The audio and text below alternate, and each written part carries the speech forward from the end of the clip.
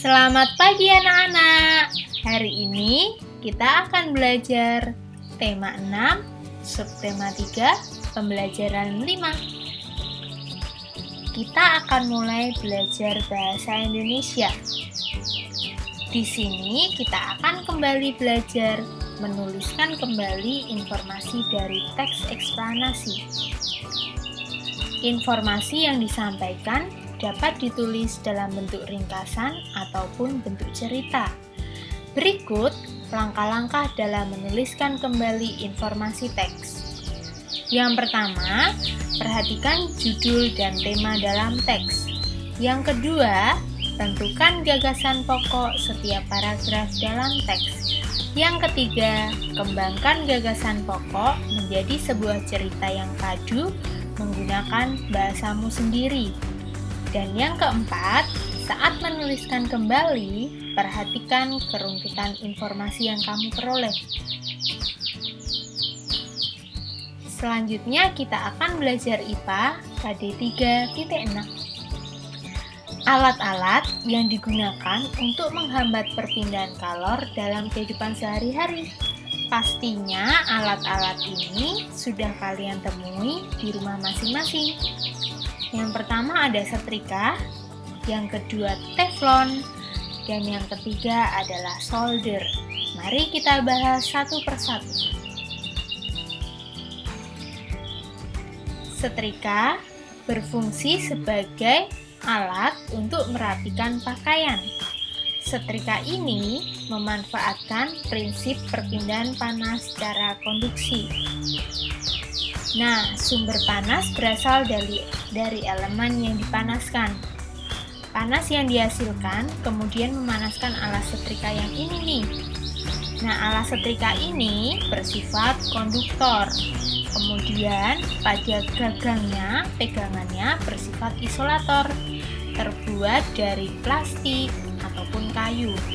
Dibuat dari alat isolator, dari bahan isolator, supaya saat kita memegang setrika tidak terasa panas. Selanjutnya adalah teflon. Kalian tentu sering lihat di dapur ketika orang tua kalian memasak. Teflon ini berfungsi sebagai alat untuk memasak makanan, biasanya untuk menggoreng telur ataupun menumis bumbu masakan. Nah, teflon ini juga memanfaatkan prinsip perpindahan panas secara konduksi. Bagian bawah teflon ini terbuat dari logam yang bersifat konduktor. Supaya teflon ini dapat digunakan, maka pada bagian pegangan terbuat dari bahan yang bersifat isolator seperti plastik. Selanjutnya adalah solder. Solder ini fungsinya untuk merakit atau membongkar alat elektronika. Misalnya, terdapat kabel yang putus, dapat disatukan dengan solder ini. Nah, solder ini memanfaatkan prinsip perpindahan panas secara konduksi ya. Pada bagian ujung ini, itu bahannya bersifat konduktor, dapat menghantarkan panas. Sedangkan pada bagian belakang, ini sebagai pegangan, maka bahannya bersifat isolator, terbuat dari plastik, supaya saat kita menggunakan tidak terasa panas. Selanjutnya, kita akan belajar SPDP KD 3.1. Menjelaskan teknik pewarnaan dalam pembuatan gambar cerita. Gambar cerita perlu kita beri warna supaya lebih menarik. Teknik pewarnaan dalam gambar cerita ada dua. Yang pertama adalah teknik basah. Contohnya yaitu cat air. Selain cat air, kita juga membutuhkan kuas, gelas, air, palet, dan kapas untuk mewarnai gambar cerita tersebut.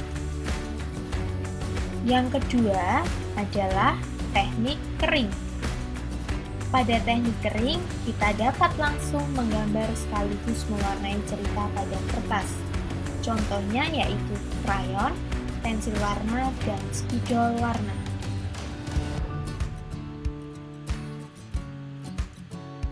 Nah, pembelajaran tema 6, subtema 2, pembelajaran 5 sudah selesai. Selamat belajar, Tuhan memberkati.